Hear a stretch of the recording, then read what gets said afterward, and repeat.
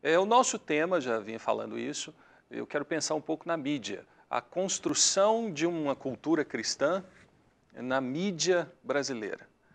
Hoje, nós talvez tenhamos o maior espaço que os evangélicos já tiveram e que o evangelho tem na mídia brasileira.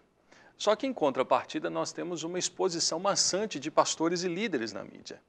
E eu queria refletir com você e pensar nesse papel. Será que nós temos usado esse espaço que nós temos de uma maneira sábia, ou em alguns momentos aquilo que era para ser em favor do reino se tornou um meio de promoção pessoal? Eu sei que tem muita polêmica que envolve isso, não é um assunto fácil, mas você aqui, eu sei que vai apimentar um pouco, né?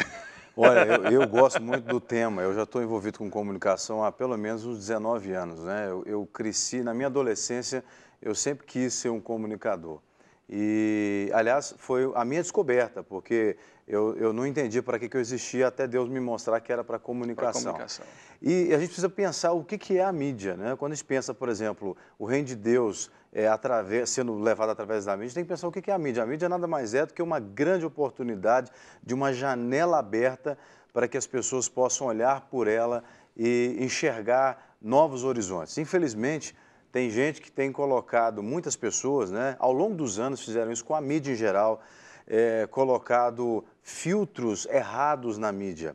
E a igreja do Senhor Jesus, ela foi muito negligente ao longo de muito tempo. Ela se afastou da mídia, sim, achou em que alguns momentos até dizendo que a televisão era pecado. Exatamente. Alguns até acreditavam que não podia assistir televisão. Não, e ainda hoje você vai encontrar, por exemplo, líderes religiosos, principalmente evangélicos, que dizem que a televisão é do diabo, que proíbem os seus respectivos membros de assistirem televisão. Para não ficar uma discussão só nossa, nós preparamos um VT com algumas perguntas e até uma reflexão. Vamos assistir. Eu acredito que vai ajudar muita gente.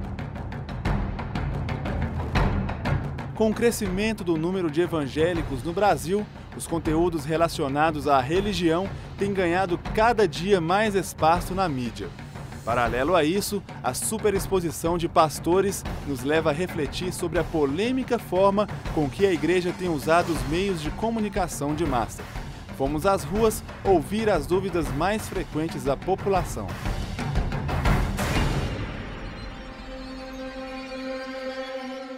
Meu nome é Walter Santos, eu sou vendedor e eu gostaria de saber se os evangélicos têm aproveitado bem o espaço que eles estão tendo na mídia.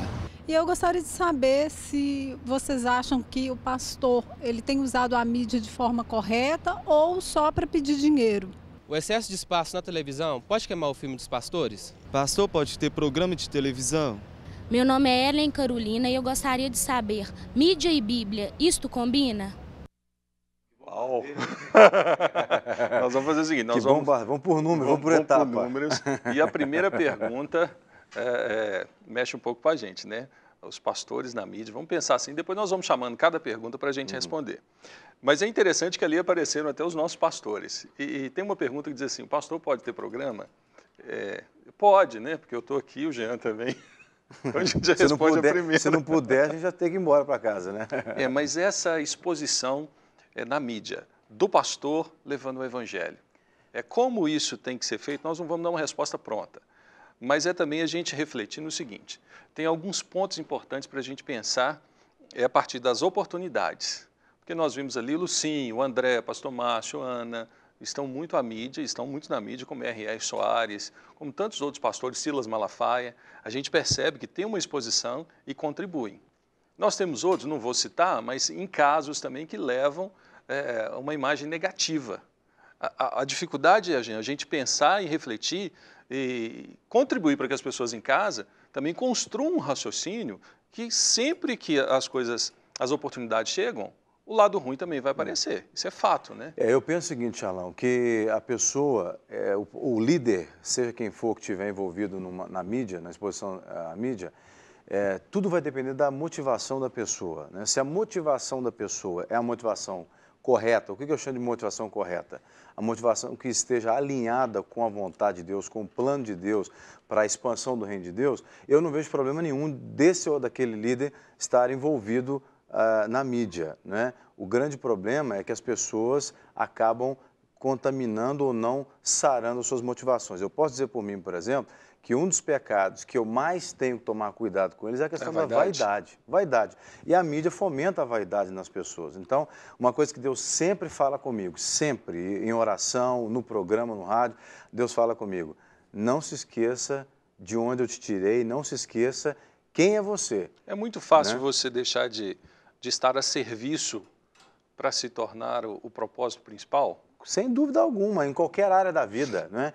É fácil você perder o foco, é muito tênue a linha que nos separa de viver de acordo com a vontade de Deus. É o Jean, servo de Deus, que tem uma missão a levar, a apresentar o Evangelho, uma proposta de transformar a vida. Agora, e o Jean, figura, estrela, que em alguns momentos a mídia nos promove, né, Jean? Isso é fato. Você se torna visível, as pessoas te param na rua, mas aí te é que conhecem. tá. Por exemplo, quando eu penso nisso, eu penso em Jesus, porque Jesus ele não tinha uma televisão, ele não tinha um rádio, mas ele tinha uma mídia a favor dele. A mídia verbal, as pessoas divulgavam. Eu pensei muito nisso no Sermão do Monte. Jesus sobe ao monte, ensina 12, mas ele fala a uma multidão. Sim. Não, e a fama de Jesus... Se pudesse ser televisionado, com certeza seria. E se você ler os relatos da Bíblia, você vai ver que a fama de Jesus, porque a mídia está ligada à fama, a fama de Jesus, ela corria todos os cantos daquela região. Né? Jesus, as pessoas vinham, a Bíblia diz que houve gregos que foram até Jerusalém para ver Jesus, só para ver Jesus. Então, ele era famoso, ele era conhecido. Quer dizer, a mídia que estava disponível na época estava sendo utilizada para promover Jesus. Agora, é muito interessante, como é que Jesus lidava com isso? Jesus, ele, em tempo nenhum, eu vejo Jesus se autopromovendo, promovendo ele, o homem, a pessoa de Jesus, mas ele o tempo todo promovendo o reino de Deus. E é esse o exercício principal que a gente tem que fazer. Muito pelo contrário, Jesus em várias passagens diz, vai, não conte a ninguém o que eu fiz. Vai lá e anuncia o que aconteceu, mas não... Porque ele queria promover os sinais do reino de Deus, né? E não a pessoa dele, né? Enquanto a produção preparou para a gente as perguntas. Nós vimos um bombardeio de perguntas, mas ela separou. Então vamos à primeira, vamos assistir e tentar responder essa primeira pergunta. E eu gostaria de saber se vocês acham que o pastor ele tem usado a mídia de forma correta ou só para pedir dinheiro. Tem pastor que sim, tem pastor que não.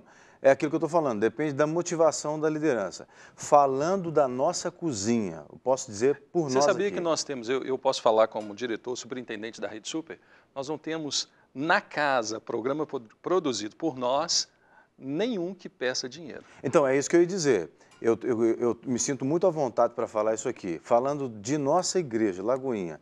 Né? Lagoinha entende que tudo que ela tem foi dado por Deus e a gente tem que colocar à disposição do reino de Deus. Então, infelizmente, você vai achar outras pessoas que vão usar a ferramenta só para pedir dinheiro. Agora, é verdade que manter um programa de televisão não é fácil, é caro, é uma coisa realmente muito trabalhosa. Televisão não é barato. Não é barato. A manutenção da televisão, 1 hora de televisão, para você manter um estúdio desse aqui funcionando, são várias pessoas. Você em casa não está vendo, mas tem muita gente envolvida na produção desse programa. Só aparecem 2 aqui, mas são muitas pessoas. Então é muito caro. No caso de Lagoinha, Lagoinha tem grandes desafios para vencer a cada dia com a Rede Super.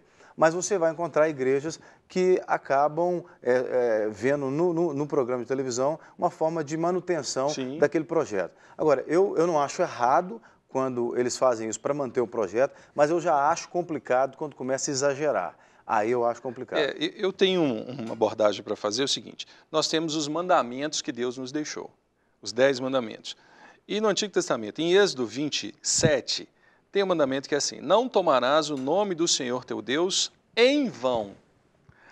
E tomar o nome de Deus em vão é talvez uma prática, hoje um mandamento que tem sido quebrado constantemente. Eu posso, muitas vezes, ir para a televisão e usar o nome de Deus. E aí não tem como eu julgar, porque isso é motivação, como você disse. Mas, de repente, posso usar o nome de Deus para pedir dinheiro? Olha, se Deus está comigo, então eu vou vender aqui, você que passou por um acidente, né? Na perna, no tornozelo, no pé, eu posso falar, olha, compre o meu sapato, Jean, que esse sapato vai trazer cura para você, porque Deus abençoou esse sapato. Aí nós podemos pensar num outro ponto de vista, usar o nome de Deus em vão com um propósito de enriquecimento pessoal. Isso... você percebe isso? Será que isso é presente hoje? Porque tem gente com coração simples que vai ser enganada. A proposta é o quê? Por que o programa chama Mente Aberta? O programa é Mente Aberta para abrir sua cabeça. É fazer você pensar fora do quadrado, ou seja, quebrar paradigmas. Não pode ter ninguém. A igreja, eu escrevi até um texto no lagoinha.com, a igreja não tem dono. Há pouco tempo tivemos uma autoridade aqui dizendo, olha, vim resgatar os jovens do Brasil. Não, os jovens do Brasil estão sendo resgatados. Ou seja, tem gente trabalhando aqui. A igreja é do Senhor Jesus. Ele nos capacita como pastores para cuidar disso, do rebanho. Então, pensando nisso, como a pergunta dela, né? Pedir dinheiro é errado, pedir dinheiro é certo, mas e a postura do pastor? Como é que fica? Você falou da questão das bem-aventuranças lá no Monte, né, das Oliveiras, e aí eu começo a pensar, Jesus estava usando ali a mídia que ele tinha à sua disposição para dar para o povo aquilo que era concernente ao reino de Deus. Então, se eu uso um veículo desse de comunicação para tirar das pessoas mais do que para dar, aí, na minha opinião, está errado. Isso seria uma forma de indulgência? Poderia ser uma forma de indulgência. Na minha opinião, se eu tenho uma ferramenta na mão, eu preciso dar mais do que tirar das pessoas. Então, aí, na minha opinião, esse é o parâmetro que eu uso para medir. Só para quem está em casa, indulgência era uma prática cometida por volta do século XV, 14, 15, onde se cobrava por vendas de bênçãos.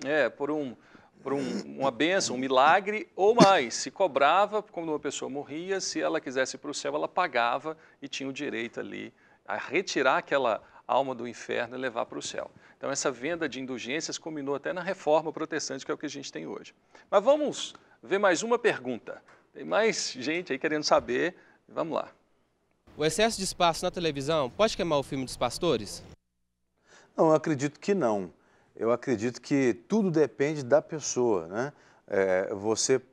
Se você souber lidar com a sua exposição à mídia, não tem problema nenhum.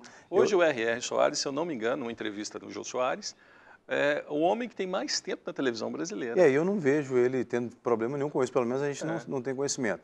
Quando você entende que você, a partir do momento que você não se representa, você representa uma causa. Exatamente, aí você tem que assumir a responsabilidade sobre isso, você vai ter maturidade para lidar com isso, né? Ele falou em queimar o filme, né? Uma linguagem bem jovem. Hoje, gente, você sente um peso de responsabilidade diferente, não que você tinha uma vida fora das câmeras, da mídia, e outra agora.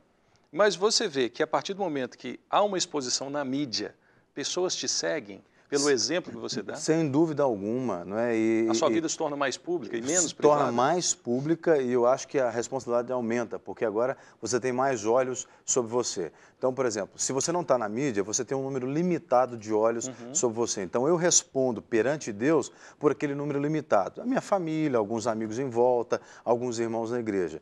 Quando você está exposto à mídia, você se torna responsável, eu acho que essa palavra é muito séria, a gente tem que pensar nela, responsável pela vida dos demais que estão à sua volta. Então, por exemplo, se eu estou na mídia e eu falo uma coisa que alguém pode se ofender, eu preciso corrigir aquilo. Uma coisa é eu falar num culto que eu estou pregando para 100 pessoas, uma coisa que 100 pessoas vão receber. Outra coisa é eu falo uma frase que milhares de pessoas vão ouvi-la e eu não conheço o contexto daquelas outras pessoas. Quando eu pastoreava uma congregação da Lagoinha, aqui na Grande BH, eu era responsável por um núcleo de aproximadamente 300 e poucas pessoas. Eu conhecia a cultura do local, eu conhecia o cotidiano das pessoas. Então, o meu discurso era sempre traduzido para aquele contexto local. Público. Hoje, eu não conheço o contexto de todo mundo que me ouve, que me assiste, né?